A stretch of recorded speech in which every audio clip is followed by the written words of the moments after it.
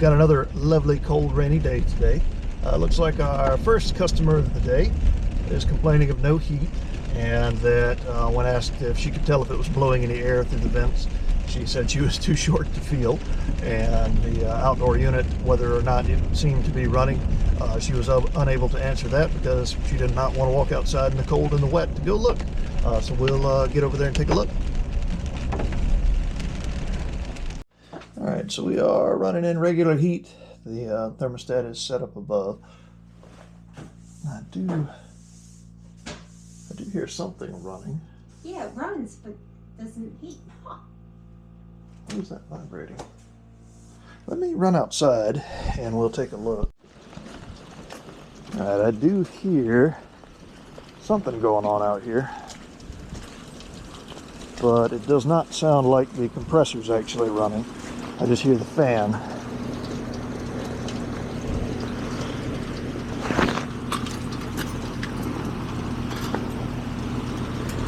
So we'll squat down and do the old test. These lines are actually hot to the touch, so it has been running. So I believe the compressor's probably overpressurized and shut down. That's why we're not hearing it. Let's run inside and take a look at the air handler and see if it is actually blowing. The vents are indeed too high for me to check that from standing on the ground, so we'll go up into the attic.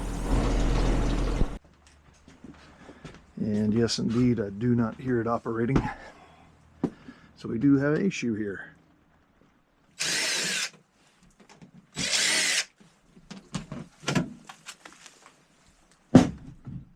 Alright, first thing I notice is I can actually feel the heat coming out of this thing. Power's already off, but the motor is very, very hot to the touch. So the first thing I'll probably check is this run start capacitor. We'll put our meter into microfarads.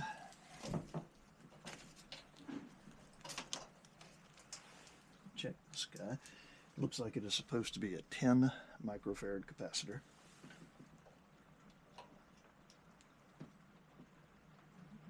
And yes, instead of 10, we are actually getting 34. So definitely out of range. You're allowed, I think it's about a 5 to 7% variance. 6% according to this capacitor. So we'll get a new capacitor. Hopefully by then this fan motor will have cooled down enough that it will try to run again. In a lot of cases, heat is the #1 killer of an electric motor. So being that this thing has been overheated for who knows how long while this capacitor's been bad, there is a chance it's never going to start again. They also have safety windings, or a little safety, thermal activated safety essentially, that disconnects the common if it gets too hot. So there's a chance if it cools down enough it may start right back up. It may not if that safety is tripped, or it may never work again. So we'll find out. Alright, we're back. Let's uninstall this capacitor. Take a look.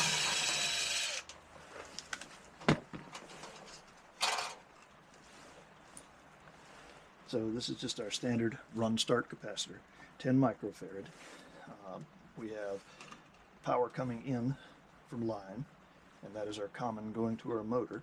Our other side is our start windings for the motor. Some motors will have 2 wires coming from them attaching to both terminals, and that common will just be directly hooked to your line in. Either way you go about it electrically, it's the same. I'll pull this guy off. What I have to replace this with, this one's just your standard oval-shaped capacitor, 2 terminals on top. We'll be replacing it with a universal, so we have a lot of terminals on top. Essentially, that's our common. There's a capacitor, there's a capacitor, there's a capacitor. So we've got a 2.5, a 5, and a 7.5, and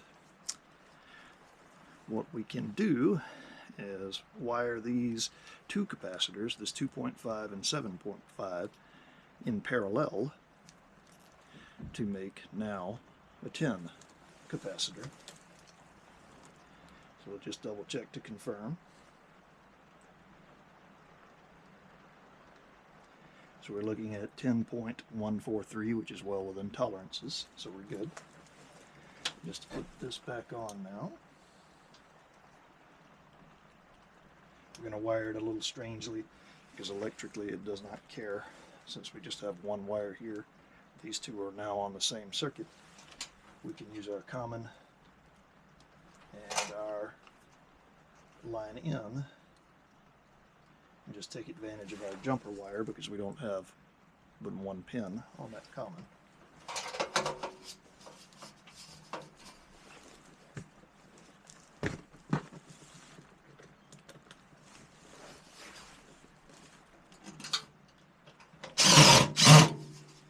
Get it in place. Now for the moment of truth, we'll reapply power.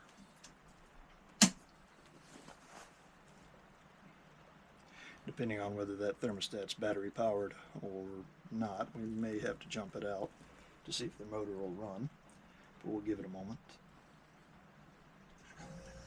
Outdoor unit turned on, and I heard the compressor start.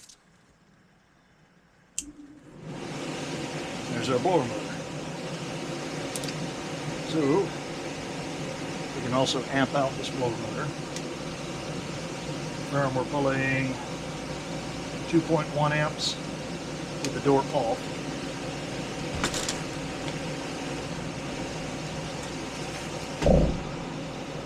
According to our panel door here, 2.4 or 2.64 amps is the maximum run load amperage, or full load amperage for this motor rather.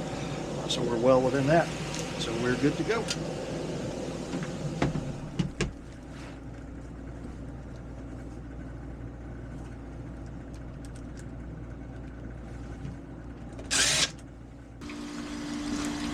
As a point of reference, just note how the compressor sounds now when it's actually running as to when the fan was running by itself.